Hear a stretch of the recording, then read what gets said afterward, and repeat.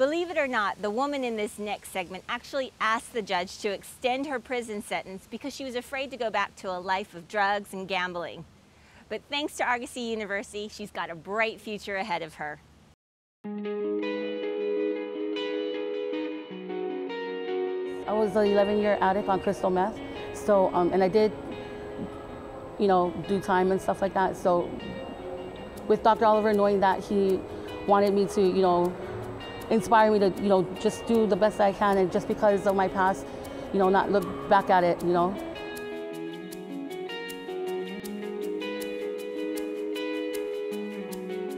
Kuhio Park Terrace is a low-income housing. It's one of the projects here on the island, and when we moved there in 1986, I think it was at its worst. Because today, Kuhio Park Terrace is a lot better than before, and there was a lot of gangs, a lot of, drinking, a lot of drugs, a lot of graffiti. I was just getting into a lot of trouble, drinking, not going to school. I started dealing. During my high school, it was mainly weed that I was selling, and then, but smoking a lot of crystal meth. And then the crack cocaine was good because it was good money. It was fast money, and that's when I realized I found my new high, which was making money. When I started gambling, that's when everything went downhill. I lost everything. I lost my boyfriend, I lost the house, like apartment. In one day, at least 25 grand. Everything that we had, we built, I lost it all. So there were so many things that I've done that, I just stifled with the drug, and when you're on it, when you're high, everything goes away, you're just numb. I think when I got arrested, it was a huge relief. Like all the weight, all the pressure, everything that I've gone through, I just surrendered, like, take me, I'm done, Doing my time in there, I enjoyed it so much because that was like the longest I've ever been sober.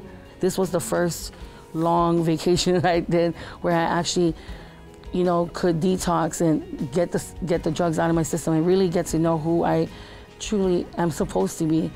When I went for sentencing, I asked the judge, I was like, hey, Judge Maui, can you just give me the full 2? Because I'm good, I'd rather be in here than out there, And she was like, no, I think 18 months should suffice. And I was just like, oh, what do I have to do? You know what I mean? But I knew what I had to do. I wasn't gonna go there. I built a lot of bonds in prison. Like I listened to a lot of my friends and their stories, and we all share our stories and what we went through and why we went there. And I think that's what inspired me to want to help them. I met Nono on her orientation at Heald College. I was there as an instructor at the time, and she said, wow, you're one of my teachers? Cool. Nono has such a powerful presence. She walked in the room and owned it immediately.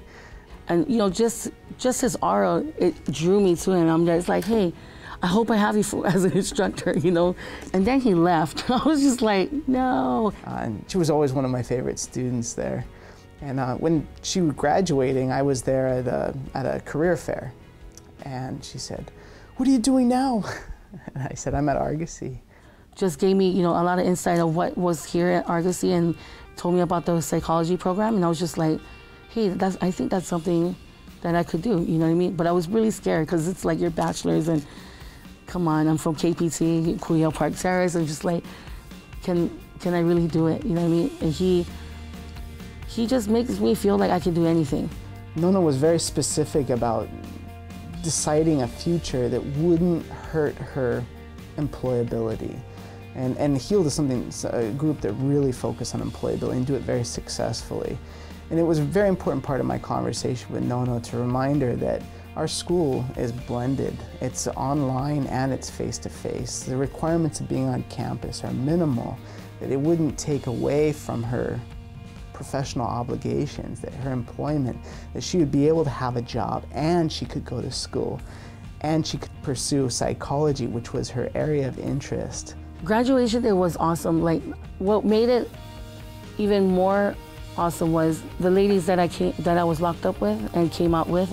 It was really important for me to have them there, and that, my family was there, my friends were there, but like my whole focus was these girls that came, and I was so happy that they came because I wanted them to see, like look at you.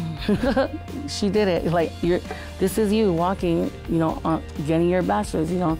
But I want them to know, like, hey, if I can do it, you know, if this chronic / gambler / chase everybody off the street can do it, you can do it too. Everybody has bad things that happen to them.